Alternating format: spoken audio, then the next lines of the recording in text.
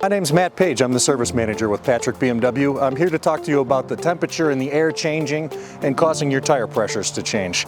As the air gets colder, the tire pressures will contract because the air contracts, which will cause your tire to lose pressure. In this case, it can cause the reliability of the tires, the safety of the vehicle, and the integrity of the vehicle on the road to be compromised. We do suggest to check your tire pressures frequently. Checking your tire pressures is important, but making sure the correct tire pressure is also important. If you open up your driver's door, you can see here inside the door jamb there is a sticker. This will show you the correct tire pressure for your current model.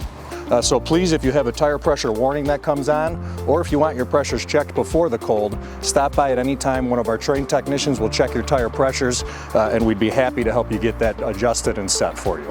Thank you so much, and have a great rest of your day.